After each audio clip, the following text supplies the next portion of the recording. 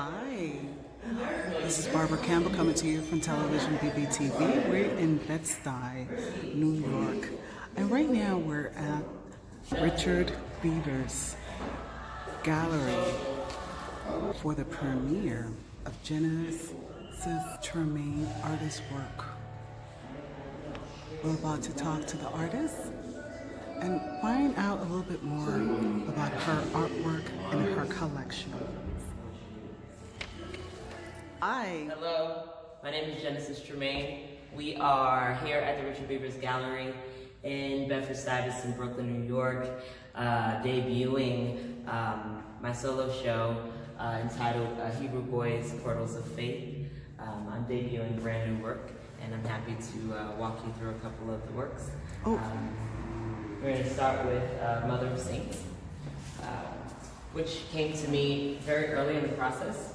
I'm really grateful to the mother. She birthed everything else that you see here. It's important to uncover it and get to and through as many layers of self to really portray the narrative of a black saint who happens to be a black saint mother. So this is Mother of Saints.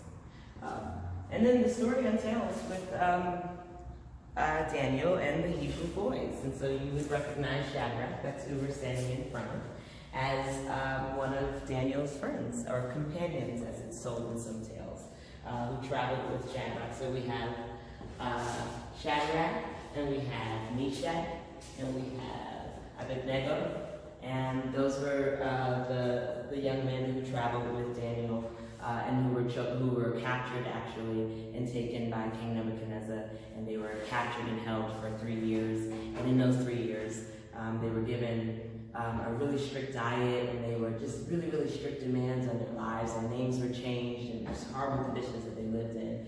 And Daniel and his friends projected against a lot of that. You know, they were like, first of all, we're not eating off the king's table, you know, only eating that, fancy stuff. And then second of all, we're really not gonna bow down to your gods. They made that very clear, very upfront, very early, and right away. And that leads to, this is Daniel, the name of this piece is called God of Gods. And the reason is because when Daniel was called up to tell King Nebuchadnezzar his dream, which no one in the castle could do, after he was able to not only reveal the dream, but interpret the dream before the entire kingdom, King Nebuchadnezzar said, wow, this is King Nebuchadnezzar. He said, wow, your God is the God of gods.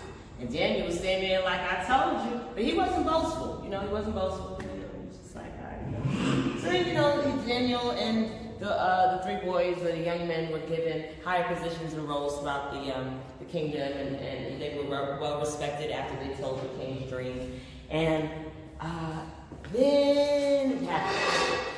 Some time passes, and the king gets ahead of himself, and he builds this really large statue. It's made of gold, and it's huge, and it's really intimidating, but it's an idol, basically, that the king built. And he tells the boys, that's you guys, he's like, listen, man, tells everybody in the kingdom, he's like, listen, either bow to my statue, bow to me, or die. And so, one by one, those in the kingdom began to do that. They began bowing so that they could live. And then a couple of them was like, oh, look, wait, everybody's following directions, but it's just 3 cats. It's just 3 cats that they paying you or your lord any money. And the king was like, what? Bring them to me. Bring them to me. He finds out who it is. And of course, it's Meshach, Shadrach, and Abednego. And he tells them, he says, listen guys, I like you a lot. I really do. You do a lot for me. I've done a lot for you. But you got to bow down to this statue. Well, you got to go into the fiery pit. I mean, the king was in front of the entire kingdom. You couldn't go out like a punk. So the boys looked at each other. Then they looked at the king and they said, listen, we can't do that. We can't bow to you. We can't bow to this statue. We serve the God of gods. We serve the mightiest God. So we can't do what you're asking us to do. And they said, whether God delivers us from this fiery pit or not. Basically, I can't go out like that, So the king looked at his men, looked at all the king's men, and he said, bind them up. he turned up the flames of the furnace. Before you knew it, the king's men began to fall in. And Abednego and Meshach and Shadrach, they too fell into the fiery pit. And just before you knew it, oh my goodness, to God be all glory, the Lord came by. The Lord came by and offered a baptism by fire. Not only did he free the boys, but he brought them through. And he was dancing, they were dancing in the fire, so it looked like.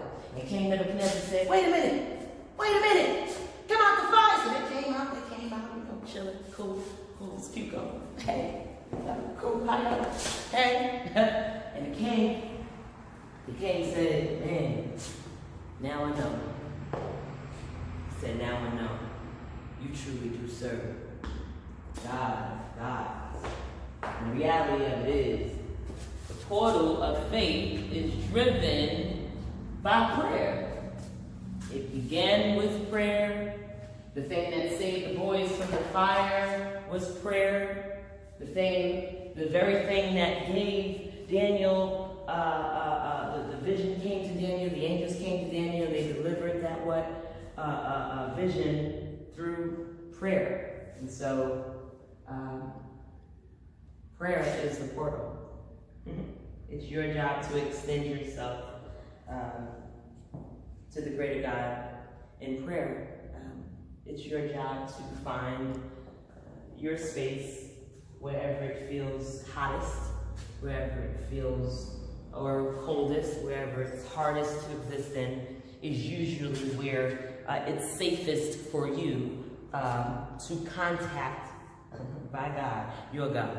And you do that, in my greatest opinion, by standing where you are and lifting your spirits to the God you serve. I personally kneel. Sometimes I bow. Sometimes I may not have the strength. Sometimes I'm walking to the train, you know, and I'm in that portal of faith. I'm in that space of prayer.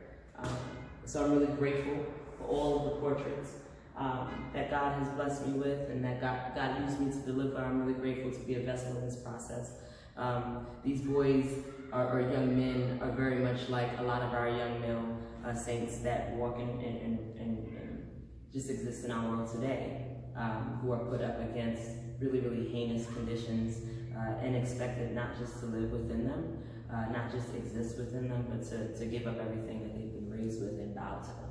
And so I'm really excited to be used as a vessel to not just free the narratives of these young men that these paintings represent, but I really, really hope that it exists as a means of just motivation to the greater communities that I serve and that have served me. I'm really grateful that this show is being shown in my hometown.